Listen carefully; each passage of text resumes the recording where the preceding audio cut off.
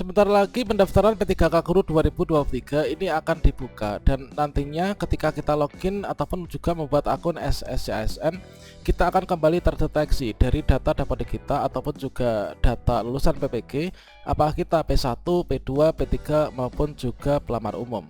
Namun sepertinya dengan melihat situasi dan kondisi akhir-akhir ini, nanti akan banyak sekali teman-teman guru honorer yang kembali tidak akan bisa melanjutkan pendaftaran ya, sehingga nanti berpotensi kita nggak bisa lulus di P3K di tahun ini. Pada video ini kita akan berbagi update informasi terbaru, yaitu info dari Kemenpan RB yang terbaru terkait tentang 3 penyebab peluang pengangkatan P3K Guru 2023 ini terbilang kecil. Nah, dan di sini juga disampaikan bahwa sudah ditemukan solusi lintas kementerian ya, yang nantinya akan bisa berpihak kepada honorer. Kira-kira bagaimanakah informasinya? Silahkan simak video ini sampai selesai. Namun sebelum kita lanjutkan, perlu saya ingatkan, bagi teman-teman yang mungkin baru saja menemukan channel ini, silakan klik tombol subscribe-nya dan aktifkan notifikasi loncengnya, sehingga nanti jika ada update video terbaru, kalian tidak akan ketinggalan informasi. Baiklah sobat-sobatnya, informasi pertama di sini kita kutip dari gpnn.com. Kemenpan RB ungkap 3 masalah besar pemenuhan P3K Guru 2023 sampai 2024. Ternyata di sini ada juga permasalahan terkait tentang dapodik, teman-teman. Seperti halnya yang kita kutip dari Jakarta, Kementerian Pendayagunaan Aparatur Negara dan Reformasi Birokrasi atau Kemenpan RB mengungkapkan setidaknya ada 3 masalah besar dalam pemenuhan P3K Guru 2023 hingga 2024. Masalah ini harus dicarikan solusinya. Jika tidak, pemenuhan pegawai pemerintah dengan perjanjian kerja atau P3K ini nanti akan sulit dipenuhi sampai dengan tahun 2024. Seperti yang dikatakan dari Deputi SDM Aparatur Kemenpan RB Alex Denny, mengungkapkan Menpan RB Aswar Anas ini bersama Menteri Pendidikan Kebudayaan, Riset dan Teknologi Mendikbudristek Nadiem Makarim serta Kementerian Keuangan ini sudah membahas ya terkait tentang masalah tersebut.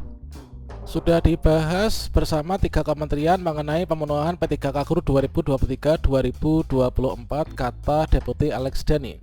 Dia menyebutkan ada 3 masalah utama dalam pengadaan P3K Guru 2023 hingga 2024. Yang pertama yaitu belum adanya kesesuaian antara proyeksi kebutuhan guru dalam data pokok pendidikan atau di Dapodik dengan perhitungan kebutuhan yang diberikan oleh pemerintah daerah. Dan kemudian untuk yang kedua, formasi yang disiapkan oleh Kemenpan RB ini belum dapat dipenuhi secara optimal oleh pemerintah daerah. Dan yang ketiga, keterbatasan alokasi anggaran untuk pembayaran penghasilan P3K Guru. Dan disampaikan yaitu terhadap 3 masalah tersebut, menurut Alex sudah ada solusinya. Adapun solusinya sebagai berikut. Yang pertama, Kemendikbudristek melakukan koordinasi dan juga konsolidasi dengan Pemda terkait tentang kesesuaian data kebutuhan guru. Kemudian yang kedua, mendorong Pemda melalui Kementerian Dalam Negeri, kemudian Kemendikbudristek untuk mengoptimalkan usulan pemenuhan kebutuhan guru. Dan selanjutnya untuk yang ketiga, dalam pemberian penghasilan P3K Guru perlu dilakukan koordinasi antara Kemendagri, Kementerian Keuangan dan juga Kemendikbudristek. Sebenarnya kata Deputi Alex, kebutuhan CPNS dan juga P3K 2023 ini sebanyak 1.030.751. Kebutuhan CPNS dan juga P3K untuk instansi pusat sebanyak 46.666. Untuk kuota itu tersebar untuk jabatan dosen, guru, tenaga kesehatan atau nakes, dan juga tenaga teknis lainnya. Sedangkan kuota P3K 2023 untuk instansi daerah sebanyak 943.373 dengan jabatan guru, nakes, dan juga tenaga teknis lainnya. Kemudian di tahun ini juga kami berikan kuota CPNS dari jalur kedinasan sebanyak 6.259 ucapnya.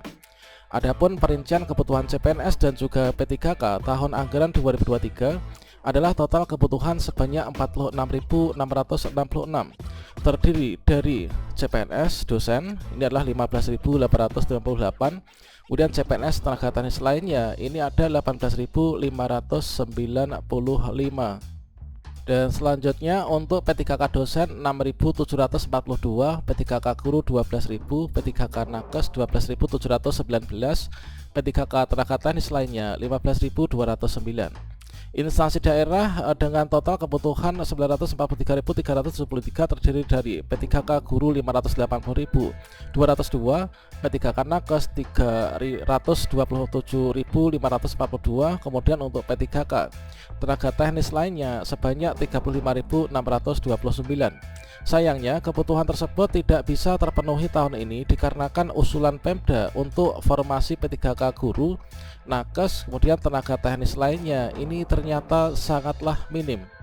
Dan dari Kemenpan RB juga menyebutkan untuk kuota CPNS 2023 dan juga P3K tahun ini di bawah 1 juta formasi. Dan dari pembahasan kita tadi dapatlah kita informasikan bahwa kalau misalkan kita membuat resume ya, yaitu 3 penyebab tersebut. Di antaranya yang pertama yaitu belum adanya kesesuaian antara proyeksi kebutuhan guru dalam data pokok pendidikan atau Dapodik dengan perhitungan kebutuhan pemerintah daerah. Yang kedua, formasi yang disiapkan oleh Kemenpan RB belum dapat dipenuhi secara optimal oleh pemerintah daerah dan juga keterbatasan alokasi anggaran untuk pembayaran penghasilan P3K guru. Dan meskipun di sini telah dilakukan koordinasi lintas kementerian dan semoga nanti akan membuahkan hasil yang sangat bagus ya teman-teman. Sehingga pada intinya nanti kebutuhan kita akan formasi. Nah, kunci utama kita nanti bisa mendaftar dan juga resume itu adalah ketika di Pemda kita itu membuka formasi. Bukan hanya jumlah formasi yang banyak, namun juga formasi tersebut itu sesuai dengan linearitas ijazah kita. Nah, sehingga nantinya ketika di sini kita mulai pendaftaran ya, yang mana untuk alur pendaftaran seleksi P3K guru di tahun ini sama halnya dengan di tahun kemarin, yaitu nanti apakah nanti kita itu bisa resume atau tidak, yang nanti menyebabkan kalau misalkan formasinya udah habis atau formasinya nggak ada yang linear dengan kita, maka di sini kita nggak akan bisa resume sehingga kita akan stop di sini, nggak bisa melanjutkan pendaftaran ya. Ya, nanti ketika pendaftaran P3K guru 2023 sudah dibuka dari semua kategori pelamar, entah itu P1, P2, P3 maupun juga pelamar umum, nanti kita membuat akun ataupun juga login ke akun SSYSN, termasuk juga teman-teman yang sudah lulus passing grade pun 2021 nanti juga wajib untuk melakukan login ke akun SSYSN untuk konfirmasi.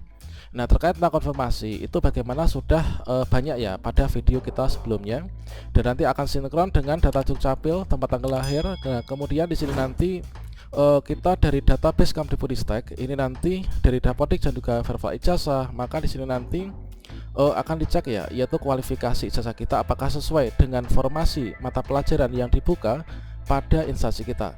Nah, di sini kalau misalkan kita itu memiliki serdik yang sesuai dengan linearitas ijazah, sesuai dengan formasi, maka akan diambil dari serdik dulu. Kemudian kalau enggak, di sini akan diambil dari kualifikasi akademik ya. Dan semoga saja dari ketiga permasalahan ini nanti bisa tertuntaskan sehingga kita semua guru honorer bisa diangkat ya di tahun 2023-2024 ini.